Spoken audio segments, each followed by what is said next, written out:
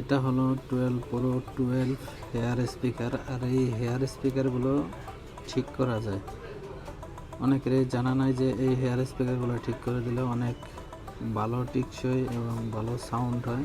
আপনারা এইভাবে এই স্পিকারটা ঠিক করবেন। আর মার্কেটের যে স্পিকারগুলো আছে ওইগুলা বেশ একটা ভালো হয় না, এক সপ্তাহ চালানোর পরে দেখা যায় কেটে যায়। ওইগুলো অনেক লোকাল স্পিকার। আর এটা হলো গিয়ে অরিজিনাল স্পিকার। আর এই অরিজিনাল স্পিকারগুলো এইভাবে খুলবেন। খোলার পরে দেখবেন একটা লাইন কাটা আছে, এই যে এই লাইনটা কাটা আছে, এই লাইনটা বাইর করে সুন্দর করে ঝালাই দিয়ে দেবেন। রাং ব্যবহার করবেন, এই জায়গায় কোনো পেস্ট ব্যবহার করবেন না, ডাইরেক্ট লিড দিয়ে জ্বালাই দিবেন। আর যদি এটা বল পেস্ট দিয়ে জ্বালাই দেন তাহলে ছুটে যাবে। লিড দিয়ে জ্বালাই দিতে হবে ভালো করে, যাতে না ছুটে যায়।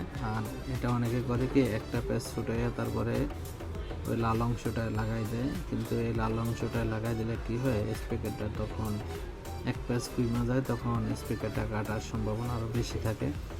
জ্বালাইটা দেখেন আমি কীভাবে দিছি, বেশি করে লিড লাগিয়ে তারপরে জ্বালাইটা দিতে হবে। এইভাবে জ্বালাই দেওয়া শেষ। এখন আমরা ম্যাগনেটটা বসাবো।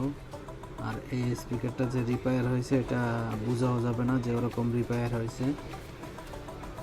এইভাবে গুলোগুলা দিবেন, দেওয়ার পরে চাইরো শার্টের ফ্রেমটা সুন্দরভাবে বসাবেন।